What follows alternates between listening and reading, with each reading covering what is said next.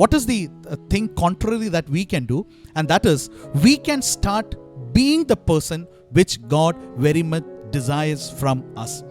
Now, when we look in the Bible, we can see one thing that the Bible beautifully portrays is that, I would say, the Bible opens and closes with marriage. The Bible opens and closes with marriage. The Bible opens with the union of Adam and Eve, and the Bible closes or gives in an imagery or a metaphor of marriage, wherein Christ is the bridegroom and the church is the bride. So in that way, when we look at the Bible, the marriage, it opens and closes with marriage in the Bible. But when we try to look this marriage in the Bible, I believe there is one thing that we need to pay attention to. We always want to know the how, right? But I believe more than the how, the Bible many a times answers the why, right? We always are on the lookout of how, right? How this marriage took place, what all things were there. But I would say, rather than the how, what the Bible tells us is why. Why marriage is necessary, why you need to come together, why you need to be there as husband and wife. That is what the Bible emphasis on, is what I believe, right? So we need to take that factor into our mind, wherein when we look into the Bible, everything almost, it is not how scientifically it is not said, but it is said why this thing has been done. Why did God do this thing? That is the question that the Bible answers, is what I believe. And even when we look at the marriage thing, I believe we need to look into that particular thing. When we look at the Bible, we see that the inception, the beginning itself, we see that the inception or the beginning of marriage was by God. The book of Genesis, it starts in the beginning. Now, when it starts in the beginning, I believe these words don't only apply to all the creation, right? But it also applies wherein God said in chapter 1 verse 26, let us make human beings.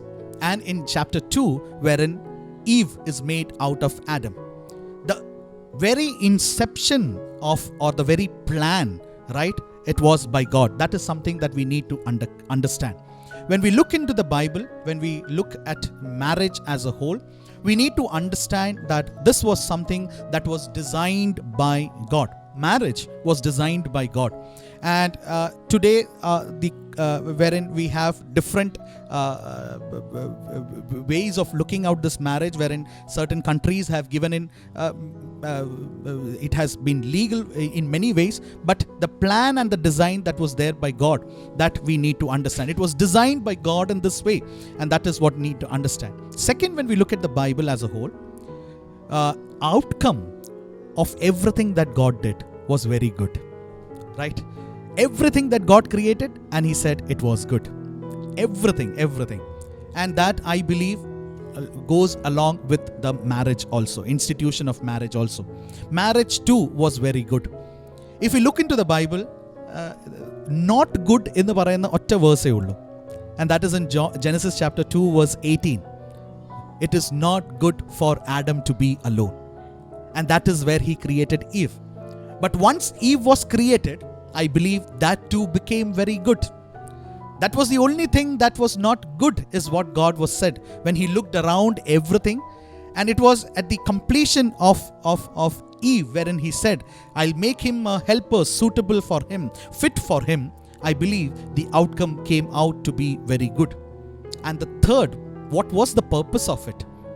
I will make him a suitable helper. And the purpose, I believe, was completeness.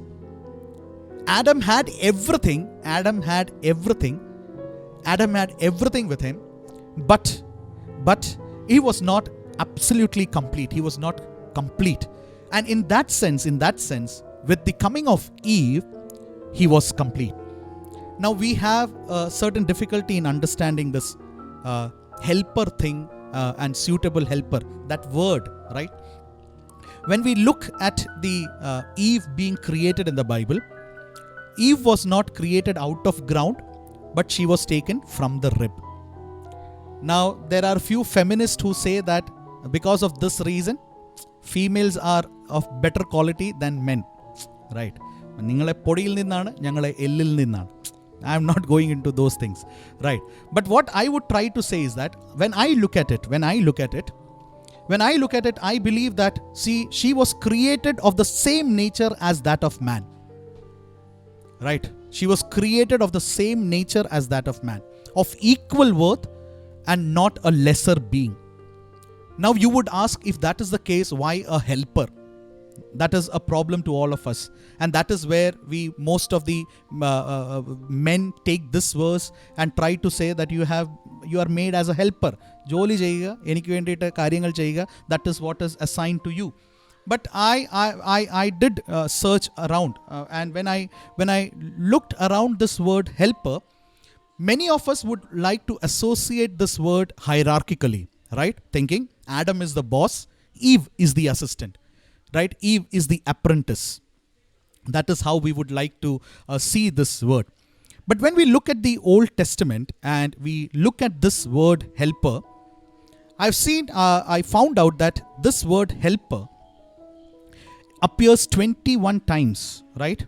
And 2 times it appears here in Genesis chapter 2, and 19 more times it appears in the Bible. And out of those 19 times, 15 times, the usage describes God in his help for humanity, right? It describes God in his help for humanity. And one of the best example that we all are very familiar with, Psalm 121 verses 1 and 2. I lift up my eyes to the hills. Where does my help come from? My help comes from the Lord, the maker of heaven and of earth. The same word used there for help is used here in Genesis chapter 2 as for helper for Eve. So when we try to look at it in that sense, we can surely say that it doesn't denote any, it doesn't have any hierarchical connotations with that, right? God looked at Adam and said that it was not good for him to be alone. So he created a companion, an equal, right, who would complete the perfect creation, who would be always there with them. And so God created Eve, introduced the two of them, and they were married. When we look into there are lot many things that can be said about Bible. I don't know if I can cover everything, right? But you can put in your questions, you can add in your comments, we can look up to it if we have time after this class or the next class that are there, because there are many portions in the Bible. But what I have tried to look at is today the marriage, the foundation of the marriage, also taking into account those portions that are mentioned in our liturgy. Right? We find Genesis being mentioned, we find Matthew, and we find Ephesians being mentioned. So that is what I have taken into purview, but we'll deal with other issues also if there are any that you have with. When we look at the marriage, I would say that namak ellavarkku oru blueprint venamalla alle. We all are in the lookout. When we build a home, we have a blueprint before we start building a home. Right? We need to know how is it, or how our home will look once it is completely over. We need to do that. If that is the case, I would say that we would surely want to know what is the blueprint for marriage that God is giving. And God is giving a blueprint for marriage.